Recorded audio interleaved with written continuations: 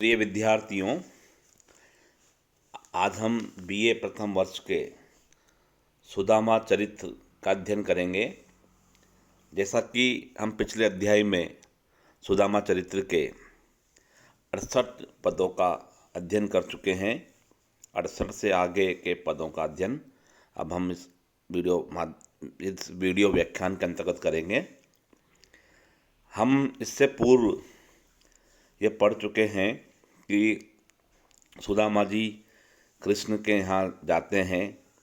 कृष्ण उनका बहुत ही अच्छा स्वागत करते हैं और किस प्रकार से सुदामा के द्वारा लाए हुए चावल को प्रेम पूर्वक खाते हुए वे सुदामा को अपने जैसा ही बना देते हैं। और 7 दिन रहने के बाद जब सुदामा जी वापस जाने की सोचते हैं तो चलते वक्त कृष्ण उनको कुछ नहीं देते और सुदामा जी के मन में अनेक आशंकाएं जन्म लेती है और उन आशंकाओं के साथ ही धीरे धीरे वे अपने गांव की ओर रवाना होते हैं। इमी सोचत सोचत झकत आयो निजपुर तीर, रीठ परी एक बार ही है गयंद की भीड़। इमी सोचत सोचत, इसी सोच विचार में कि कृष्ण ने कुछ नहीं दिया है, वे अपने शहर की निजपुर तीर, अपने शहर की, अपने गांव की किनारे पर आ गए। रीठी पड़ी एक बार ही है गयंद की भीड़, और एक बार उन्हें है गयंद की भीड़ दिखलाई, हाथी और घोड़ों की भीड़ जो है दिखलाई पड़ी। हरि दर्शन ते दूरी दुख भयो, हरि दर्शन से दूरी दुख भयो गयो निज देश, गौतम ऋषि को नाम ले किन्नो नगर प्रवेश।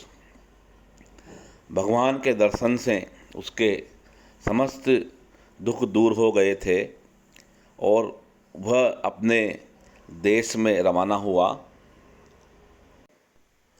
हरि दर्शन ते दुख दूरी दुख भयो गयो निज देश, गौतम ऋषि को नाम ले किन्नो नगर प्रवेश। भगवान से दूर होने का जो दुख उन्हें हुआ था वह अपने घर जाने से दूर हो गया। गौतम ऋषि को नाम ले किन्नो नगर प्रवेश, और उन्होंने गौतम ऋषि का नाम लेकर के अपने गृह नगर में प्रवेश किया।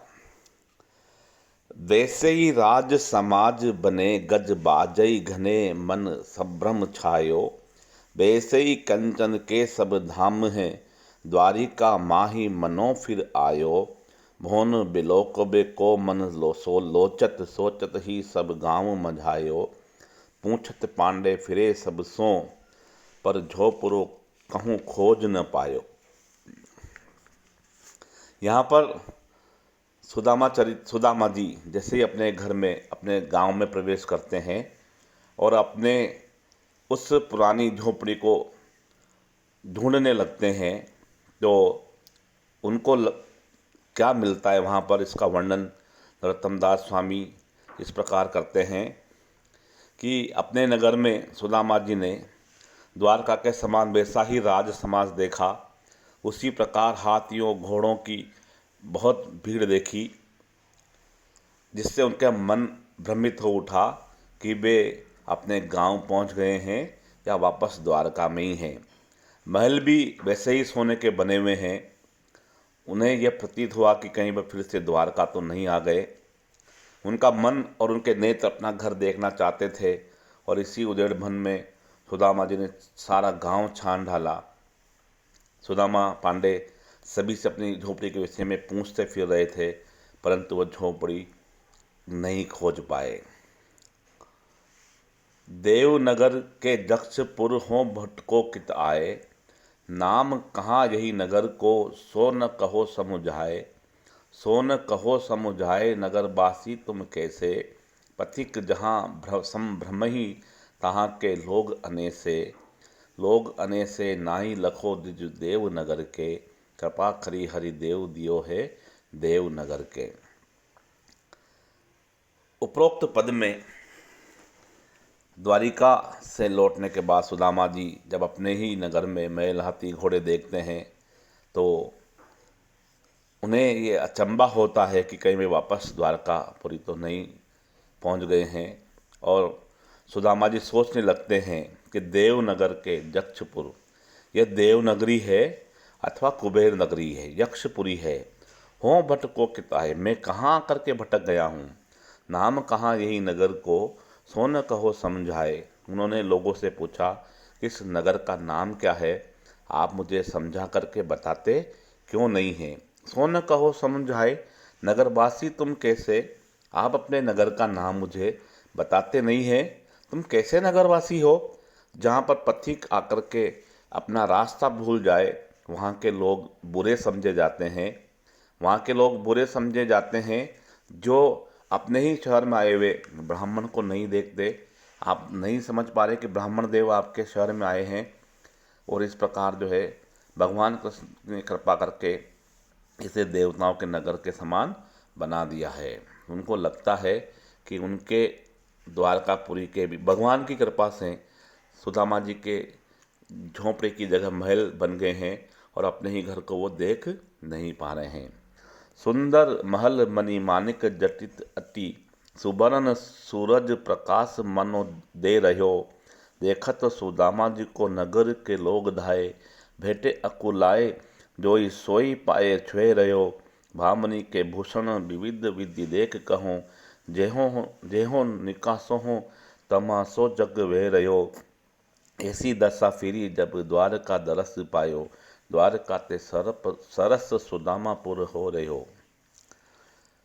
आगे की पंक्तियों में सुदामा जी के गांव का वर्णन करते हुए नरोत्तम दास स्वामी लिखते हैं कि सुंदर महल मणि मानिक जटित अति, उस सुदामापुरी के सुंदर सुंदर महल बन गए थे और वहाँ पर मणि माणिक्य से जड़ित हुए महल थे। सुवर्ण सूरज प्रकाश मनो दे रहे हो, और उन महलों का सुंदर प्रकाश इस प्रकार से लग रहा था जैसे मानो सूर्य सुंदर प्रकाश दे रहा हो। देखत तो सुदामा जी को नगर के लोग धाये, और सुदामा जी को देखते ही नगर के जो सुदामापुरी के लोग थे वे दौड़कर उनसे मिलने के लिए आए। सुदामा जी के भेदे अकुलाए जोई सोई पाँव छू रहे हो, और लोग जो है भेंटे अकुलाए और आकुलता से व्याकुलता से सुदामा जी से मिलने के लिए लोग व्याकुल हो उठे।